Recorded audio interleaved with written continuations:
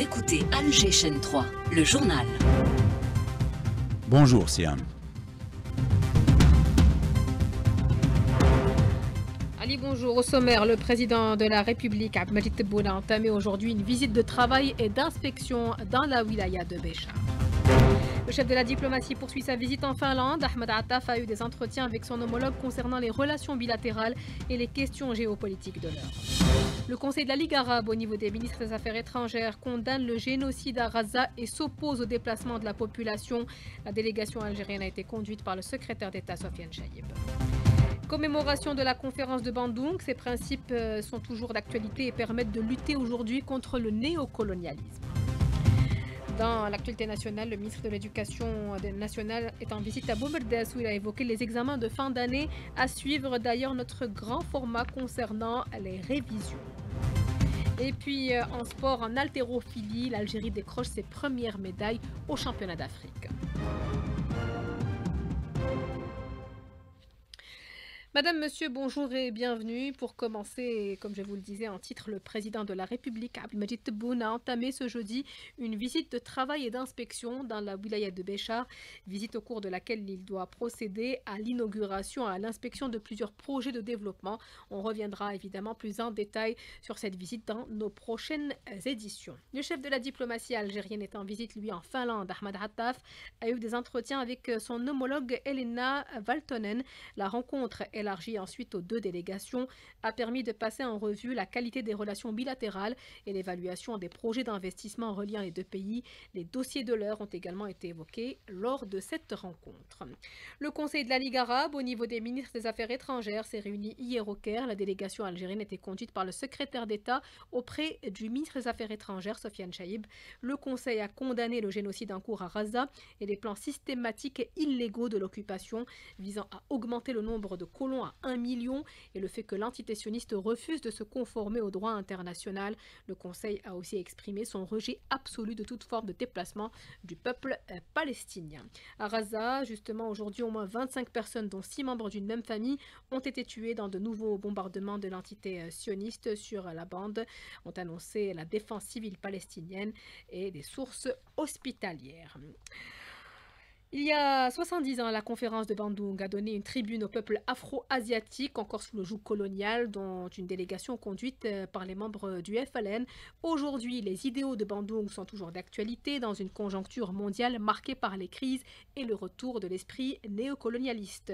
Kalima Hasnaoui. La conférence historique de Bandung a réuni les délégués de 29 pays d'Asie et d'Afrique. 6 mois après le déclenchement de la lutte armée du peuple algérien, le 1er novembre 1954, nos héros étaient présents à cette conférence pour porter la voix d'un peuple colonisé déterminé à arracher son indépendance.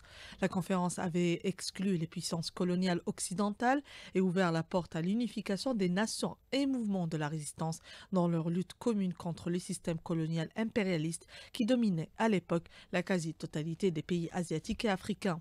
7 décennies plus tard, face au néocolonialisme et cette volonté des anciennes puissances coloniales à se maintenir en Afrique, les fondements de cette conférence historique sont d'actualité, nous dit Fouad Soufi, historien et chercheur au CRASC. C'est vrai que ce qui s'est passé à Bandung a soulevé de très grands espoirs et donc a entraîné un grand mouvement de décolonisation. Ce qui se passe aujourd'hui, c'est qu'après une sorte de creux, de nouveau, on assiste ces dernières années comme à une sorte de revivification de l'esprit de Bandung, notamment chez nous en Afrique. Les pays qui n'ont pas pu profiter de la décolonisation pour sortir de la crise, de ces crises économiques. De nouveau, les peuples d'Afrique qui étaient en crise se sont politiquement mobilisés contre ce qui reste et qui les dominait du système colonial. Et donc revenir à l'esprit de Bandung. L'Afrique continue de subir ce nouveau néocolonialisme basé sur l'ingérence dans les affaires internes des pays et le pillage de ses ressources. Face à cette réalité, le peuple africain est aujourd'hui complètement résolu à prendre sa destinée en main. Et sachez que le ministre des Moudjahidines est désigné en droit à présider aujourd'hui une conférence sur la commémoration du 70e anniversaire de la conférence de Bandung. Plusieurs ministres sont par ailleurs sur le terrain ce jeudi, à commencer par le ministre de l'Éducation nationale qui est à Boumerdès, où il a inauguré des écoles et posé la première pierre pour la réalisation de nouvelles structures pédagogiques. Le ministre a également présidé une conférence sur les acquis du secteur de l'éducation nationale. Soraya Roslan. Première halte, une conférence d'évaluation au siège de la Wilaya avec les représentants du secteur de l'éducation. Dans son allocution, le responsable du secteur a tenu à rendre hommage au secteur de l'éducation et a mis en avant le rôle des inspecteurs de l'éducation et des conseillers chargés du suivi et du contrôle des examens des cycles de fin d'année. Le ministre de l'Éducation saluera par ailleurs les efforts du corps enseignant, notamment lors de la préparation des examens de la 6e. Un exposé sur l'évaluation des acquis de l'éducation a été présenté aux responsables du secteur. Le ministre écoutera un exposé sur l'évaluation des acquis de l'éducation dans la wilaya de Boumerdès. Autre halte, le ministre inaugurera un lycée au niveau de la commune de Sin Mustafa dans la daïra des Isser au nom du martyr Ben Zalga Nadir. Constitué de 23 classes, cet établissement scolaire est doté de toutes les commodités modernes. Autre halte, la commune de Bourg-Mnaïn où le ministre de l'Éducation procédera à la mise en place et à la construction d'un projet d'un lycée des 1000 logements. Le responsable du secteur poursuivra la visite d'inspection des projets du CEM Ouled Bounara dans la commune de Cap Djenet et du CEM situé dans la wilaya de Boumerdès. De Cap Djenet, Soraya Roslen, Alger Chaîne 3. On évoquait les examens de fin d'année à l'instant, le brevet, le baccalauréat. Ces examens approchent. C'est d'ailleurs la période des révisions pour les candidats. Ils rédigent des fiches, travaillent en groupe et résolvent les sujets proposés antérieurement pour se préparer au mieux à passer ces épreuves. Reportage de Mayal Kenz. Faire face aux épreuves du brevet ou du bac et les réussir dénote en amont une révision de tout ce qui a été dispensé durant l'année. Cependant, certains candidats à ces deux examens interrogés favorisent la révision individuelle. Il y a des matières que je préfère étudier tout seul, à la maison, pour mieux assimiler. J'ai envie de réviser toute seule. On ne peut pas réviser en groupe. On s'amuse trop, on parle trop. La méthode que j'utilise, des BM. Je fais des résumés de toutes les matières sur des fiches en couleur pour pas que j'oublie et je répète à haute voix pour que j'assimile bien. D'autres élèves préfèrent par contre le travail en groupe qui pour eux présente plus d'avantages. Je préfère نروحوا la bibliothèque groupe اللي ما يعرفش حاجة يوري الآخر. Par exemple, كاين groupe يعرف maths و groupe يعرفوا les langues. Donc partage. Je préfère réviser le BEM en groupe parce qu'on fait des sujets exercices, apprendre les leçons. Je me base sur les sciences, les maths, la physique, même l'arabiya, le français. Certains candidats complètent leur révision en comptant sur l'aide de professeurs, soit en continuant à aller en classe, soit en optant pour les cours de soutien. Un prof, je me base beaucoup plus à la mécanique parce que coefficient 7. On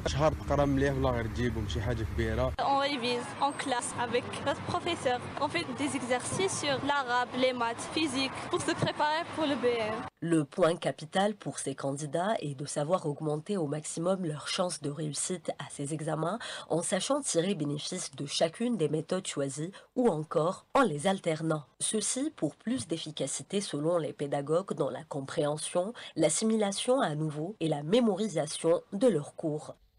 Coopération algéro-slovène dans le domaine de l'enseignement supérieur et de la recherche scientifique. Les ministres des deux pays ont signé ce matin à Alger plusieurs accords liés à ce domaine. Le ministre de la Poste et des Télécommunications est en visite aujourd'hui à El Oued pour lancer des projets et inaugurer des structures relevant de son secteur. Questions orales ce matin à l'Assemblée nationale. Les questions des députés sont adressées au ministre de la Santé, l'Agriculture, la Formation et l'Enseignement supérieur, l'Agriculture, la Pêche ou encore les Finances. Voici le compte rendu de notre envoyé spécial Hakima Kamal. Plusieurs secteurs passés en revue, les finances, la santé, la formation professionnelle ou l'agriculture. On retient par exemple l'imminence du règlement du statut particulier de l'enseignant de la formation professionnelle, le ministre de la formation professionnelle. Comme vous le savez, la révision des statuts de base implique également deux autres intervenants, la fonction publique et le ministère des Finances. Cela dit, je tiens à vous rassurer et à travers vous, l'ensemble des agents du secteur. La révision de ce statut particulier figure aujourd'hui parmi les priorités du ministère, pour ne pas dire la priorité. C'est une question très importante car nous sommes engagés dans un grand nombre de réformes et ces réformes exigent que l'ensemble des agents du secteur soient dans les meilleures conditions pour pouvoir y participer pleinement et concrètement. Question à son tour posée au ministre de la Santé sur les dépenses dans le secteur, notamment la couverture sociale, les équipements hospitaliers. La question est posée durant cette matinée. Réponse du ministre. Toutes les précédentes lois de finances, y compris celle de l'année 2025, consacrent 728 milliards de dinars comme contribution de l'État et 150 milliards comme contribution de la sécurité sociale. Cela représente 20% du financement de la santé. En 1974, c'était l'inverse. 80% du financement était à la charge de la sécurité sociale et 20% à la charge de l'État. Aujourd'hui, c'est l'État qui prend en charge la plus grande part, car le volet social et les engagements du président de la République en matière de prise en charge sociale sont devenus une chose tout à fait normale. Cela se reflète dans les nombreuses réalisations en matière d'infrastructures au bénéfice des citoyens dans chaque recoin du pays. Et cela ne peut être nié, car les chiffres en sont la preuve. Les députés présents à la séance question orale posent de vraies problématiques régionales ou nationales qui restent en suspens même si leurs interrogations sont déjà inscrites en 2022. Toujours à l'Assemblée nationale, le ministre de l'Agriculture a annoncé que la vente des moutons importés débutera le 1er mai, s'étalera sur un mois. À travers toutes les wilayas du pays, la vente est encadrée par les services du commerce et les autorités compétentes de chaque wilaya. La commission d'organisation et de surveillance des opérations de bourse, la COSOB, prend la présidence tournante du Conseil de l'Union des autorités arabes de valeurs mobilières pour la période 2025-2026. À cette occasion, le président de la COSOB a exprimé sa volonté de mettre à profit cette responsabilité pour renforcer davantage la coopération et l'intégration entre les pays membres. Dans l'invité du jour, on a parlé ce matin de finance islamique. Les taux d'intérêt ont été alignés sur ceux de la finance classique et les taux bonifiés également pour les prêts supérieurs à un montant de 12 millions de dinars. Les explications de Sofiane Mazari, expert, il répondait aux questions de Nariman Mendil. Première mesure qui a été prise par les pouvoirs publics dernièrement, c'est qu'il y a eu la parution d'un décret exécutif durant le mois de juillet 2024 qui a élargi cette bonification des taux d'intérêt aux taux de marge qui sont pratiqués dans le cadre de la finance islamique. Par conséquent, donc, les produits de financement islamique et produits de financement classique ont été, disons, mis à un pied d'égalité pour qu'il n'y ait pas de disparité ou d'écart dans le coût. Deuxième chose, tout récemment, courant du mois de février, les pouvoirs publics ont décidé également de lever le seuil de financement qui était concerné par ce type de financement bonifié par le Trésor public. Pour les financements immobiliers, il y avait un plafond de 12 millions de dinars, au-delà duquel les financements n'étaient plus bonifiés. C'est le cas pour les financements classiques ou islamiques, donc toutes catégories confondues. Chose qui a été donc également levée. La seule limite pour la bonification, c'est la capacité donc d'endettement du client. Ça, c'est des mesures qui sont très importantes pour le marché de l'immobilier en Algérie parce que ça va solvabiliser un peu la demande et augmenter les chances d'accès au logement à la population, notamment à revenus moyennement bas. Le ministère de l'Environnement et de la Qualité de la Vie a organisé ce matin un forum sur la valorisation des déchets. Ça se passe au centre de formation de la CEAL à Kouba. À l'approche de l'été, les dispositifs de lutte contre les incendies sont activés. À Tizi Ouzou, les bénévoles du Croissant Rouge algérien sont mis à contribution pour surveiller les massifs forestiers. Mohamed Haouchin pour la chaîne 3.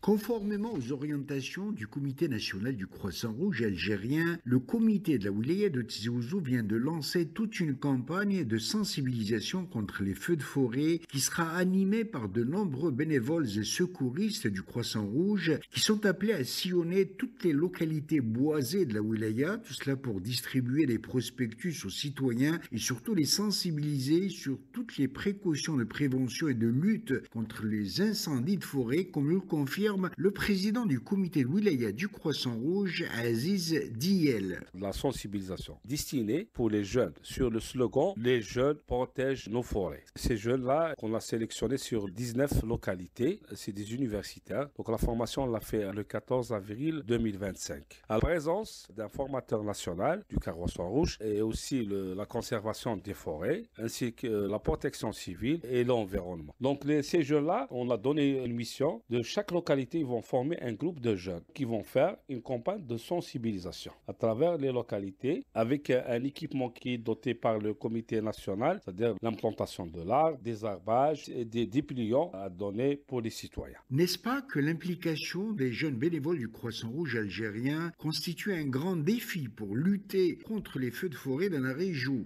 Tizi Ouzou, Mohamed Haouchin pour Alger 3. Au volet santé, le congrès panarabe de rhumatologie se déroule à Alger.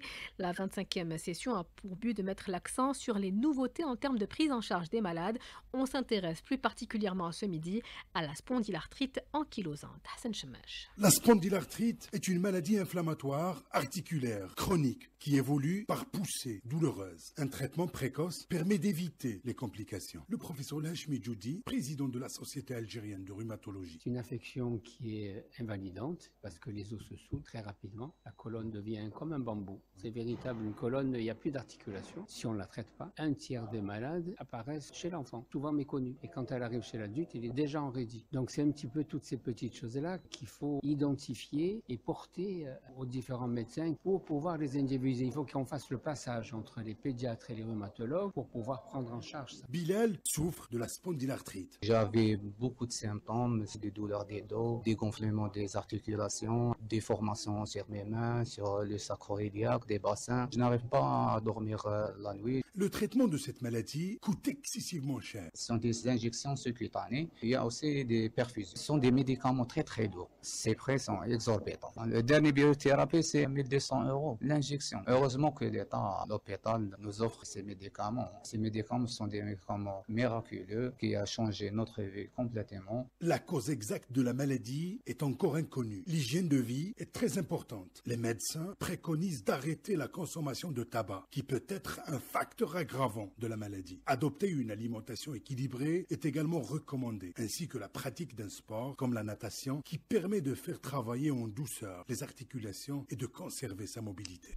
La suite du journal, le ministère de la Culture a organisé ce matin une rencontre sur la propriété intellectuelle dans la journée mondiale est prévue le 20 avril. Elle se concentre cette fois-ci sur la musique. La propriété intellectuelle est protégée par la loi par le biais de brevets et de droits d'auteur.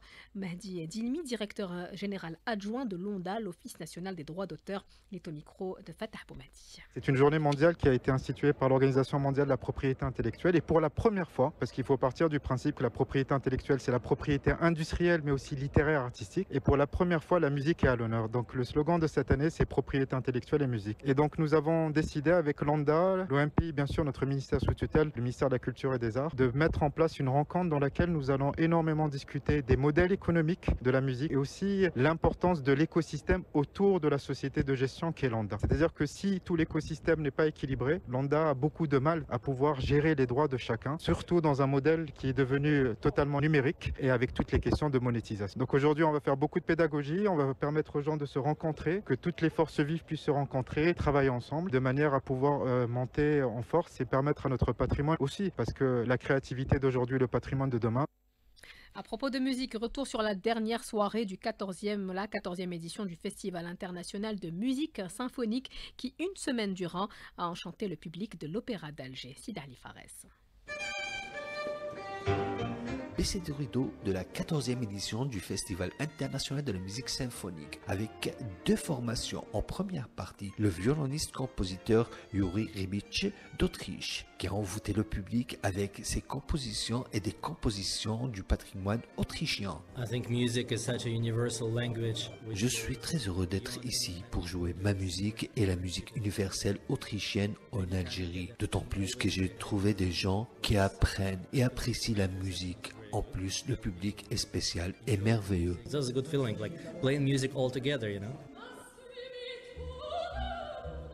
En deuxième partie, on a voyagé avec les compositeurs les plus importants de l'opéra italien. Bellini, Bocchini, Verdi et Rossini. Daniel Grieco de l'orchestre italien. Très heureux de faire ce concert dans l'opéra d'Alger avec un programme avec l'opéra italien. Des œuvres, des arts et des pièces symphoniques du répertoire italien de l'opéra.